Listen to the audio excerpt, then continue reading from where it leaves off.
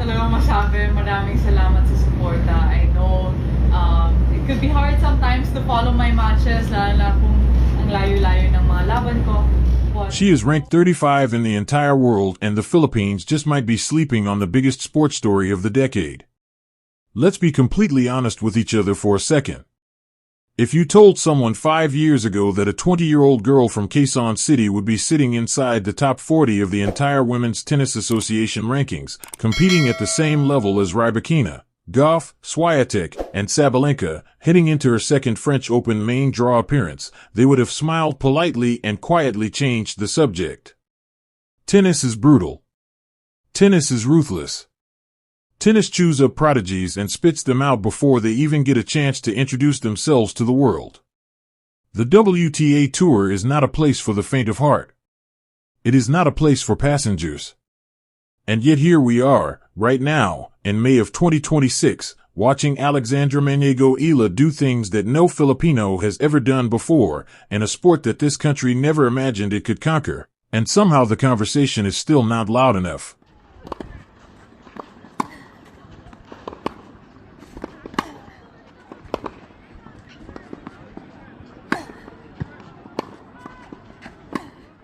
So let's fix that today. Let's talk about everything. Let's talk about where she's been, what she's done, what's happening right now on the clay courts of Europe, and what is about to unfold in Paris. Because if you are a sports fan in the Philippines and you are not locked in on Alex Eala right now, you are genuinely missing the greatest athletic story this nation has produced in a generation.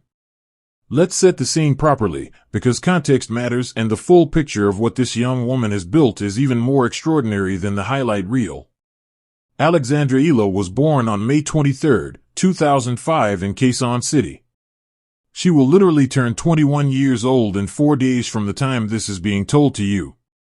She is 20 years old right now, standing at 5 feet 9 inches, a left-handed baseliner with a game that her coaches describe as multi-layered and still developing. Champion, Madison Keys, Grand Slam champion, Iga Swiatek, 5 times a Grand Slam champion. You have beaten all of them to make it into this round at the tournament. Her mother Riza was a professional swimmer who competed for the Philippines at the 1985 Southeast Asian Games. Her father Mike is a business executive. She is multilingual, speaking English, Spanish, and Tagalog. She likes calderita, prefers matcha over coffee, listens to upbeat Spanish music, and watches comedy and horror films when she needs to decompress. She is, by all accounts, a completely normal young woman who also happens to be rewriting the record books of an entire nation every single time she steps onto a tennis court. Her junior career was not just impressive. It was legendary by any standard.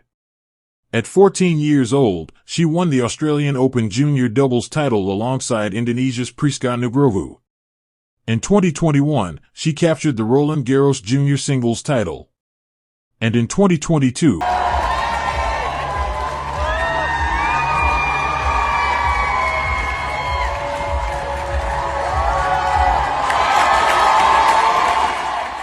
she was at this point trained at the Rafa Nadal Academy in Mallorca, Spain, learning tennis under the philosophy of one of the greatest champions the sport has ever seen.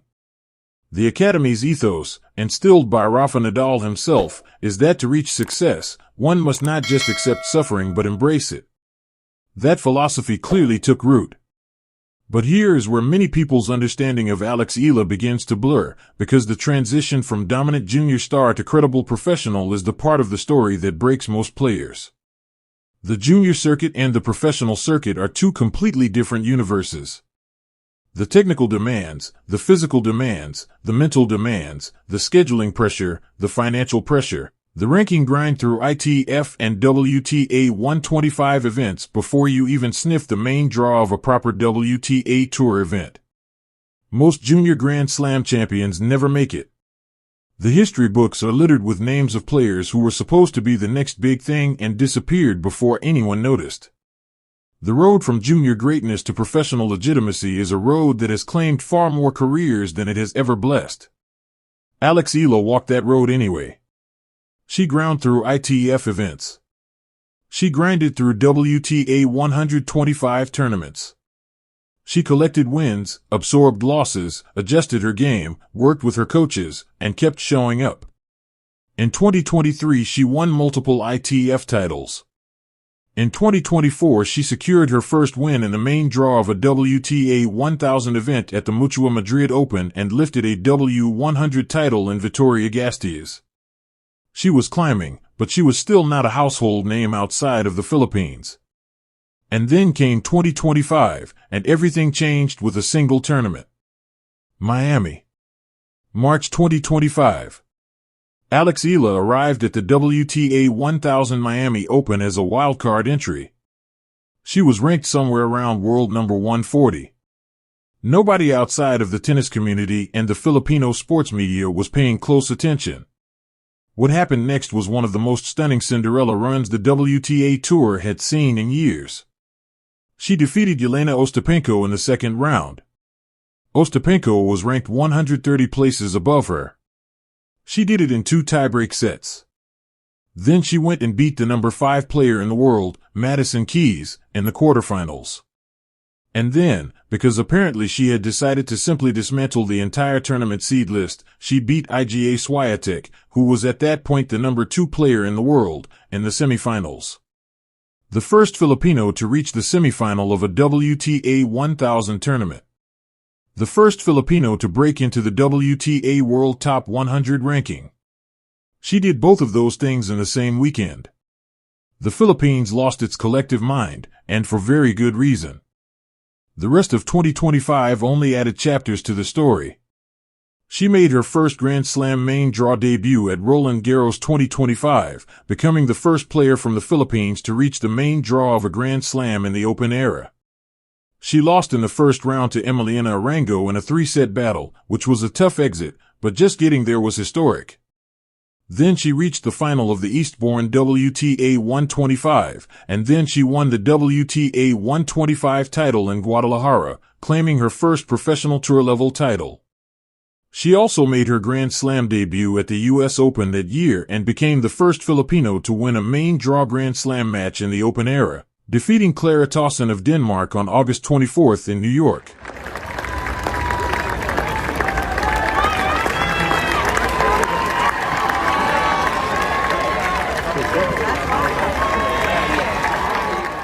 By the end of 2025, she was ranked a career-high number 50 in the world.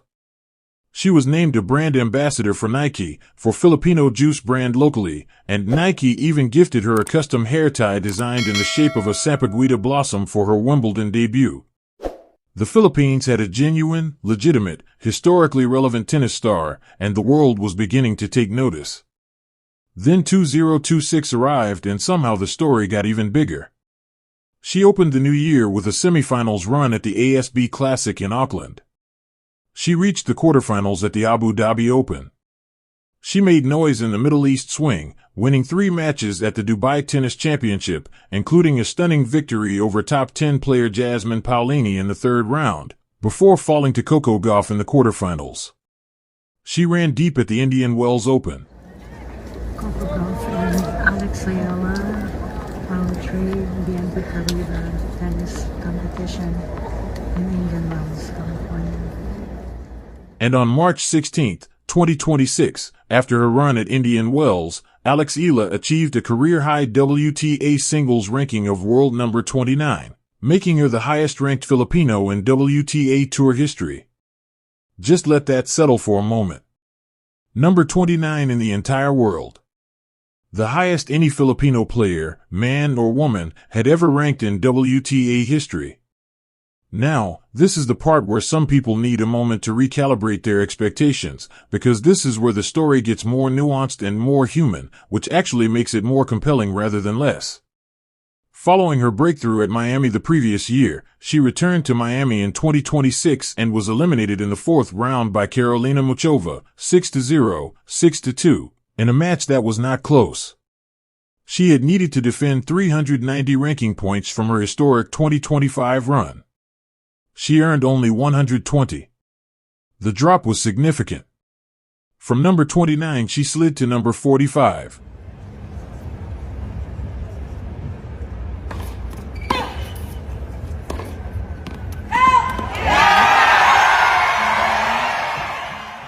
For the people who had only just tuned in and expected every match to mirror that magical 2025 Miami run, the loss was jarring.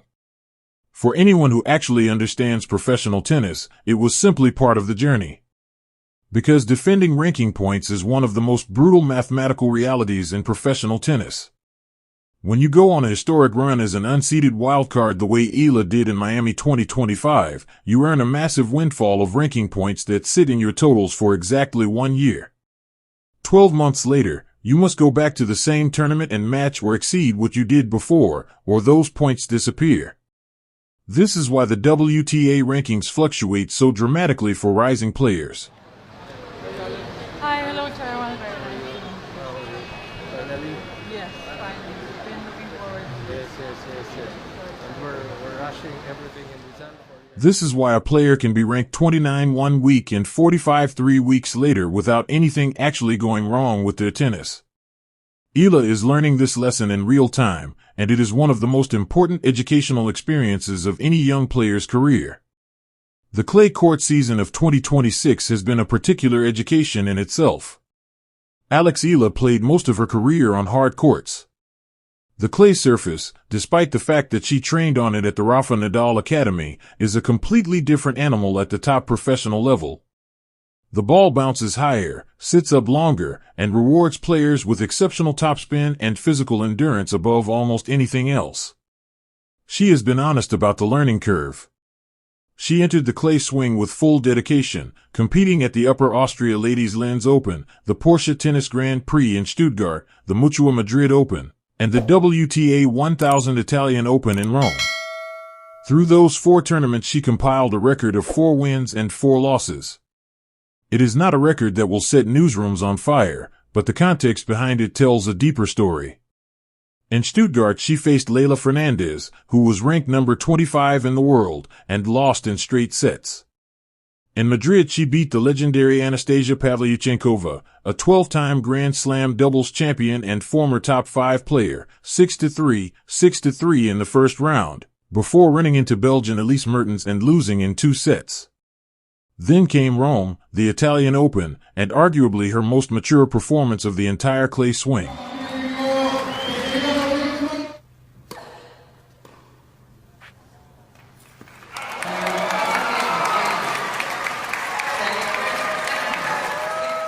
In her opening match against Poland's Magdalena Frech, she lost the second set after controlling the first, fell behind in the third, and then did something that speaks directly to what the Rafa Nadal Academy philosophy actually built inside of her. She told herself she was not finishing points tired enough. That the intensity had dropped and she needed to give every single point that little extra push. She turned it around and advanced in 3 sets. She then beat China's Xinyu Wang. And in the third round she walked onto the court to face world number 2 Elena Rybakina, a former Wimbledon champion and one of the most physically dominant players on the tour. Rybakina won 6-4, 6-4, but Eala competed. She competed against the second best player in the world on a surface that is not her strongest, and she gave herself a chance in both sets. That is not a defeat to mourn. That is progress to document. The Italian Open run pushed her back up to world number 38 in the live rankings at the time of this telling.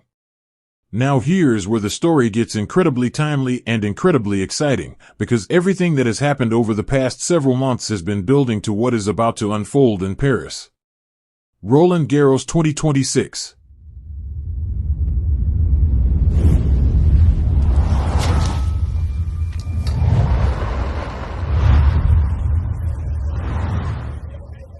The French Open. Beginning May 24th, Alex Eala is confirmed in the main draw.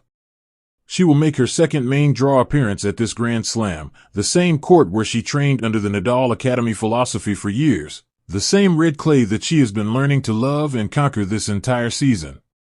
She is currently sitting at world number 35 in the WTA rankings, which puts her inside the conversation for a potential seeding at the tournament. She needs 6 players above her in the rankings to withdraw before the draw is made in order to be seated inside the top 32. And the doubles situation at Roland Garros is equally fascinating. She has been confirmed to partner with Canadian teen sensation Victoria Mboko in the women's doubles draw. This is a pairing of two of the most exciting young talents in women's tennis right now. Mboko started 2025 ranked 333 in the world and has since climbed to a career high of number 9 in singles. The two players share a history that goes all the way back to the 2022 U.S. Open girls singles, where Eala defeated Mboko in the semifinals on her way to winning the junior title. Now they are teaming up as professionals at one of the biggest stages in the sport. We were the only single people in there. Miranda, we're the only single people anywhere. I'm like a bird. From that night I kissed that little goodbye. Don't blame it on the sunshine. The chemistry is already there and the potential for a deep run is very real. Before Paris, though, there was one final tune-up that was happening as this story was being assembled. Eala had entered the Internationaux de Strasbourg, a WTA 500 event just outside of Paris, to squeeze in one more match before the French Open main draw. She opened against Ukrainian qualifier Alexandra Maniego in what turned into a match that lasted nearly 3 hours.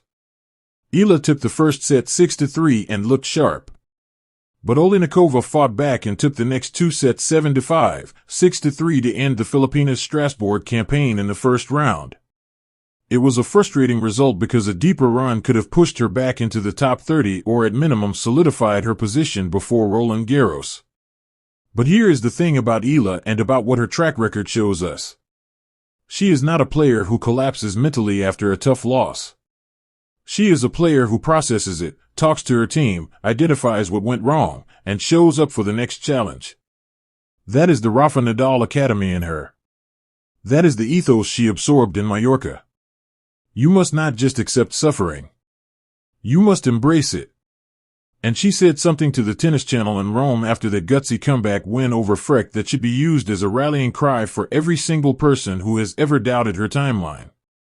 She said, "I'm a much better player physically and mentally than I was last year, and we've really been working hard, my team and I. And hopefully the things we've been working on will reflect more on my game." That is not the voice of a player who is lost. That is not the voice of a player who is satisfied. That is the voice of a player who is still arriving. The French Open begins on May 24th. The main draw will feature every top 20 WTA player. Aryna Sabalenka is the number 1 seed. Iga Swiatek is right behind her. Elena Rybakina, who just beat Eala in Rome, is in the field. Coco Gauff, who ended Eala's Dubai run, is in the field. The mountain is steep. The mountain has always been steep. But Eala has already shown in Miami in 2025 and in Dubai in 2026 that she has the weapons to beat any of these players on any given day.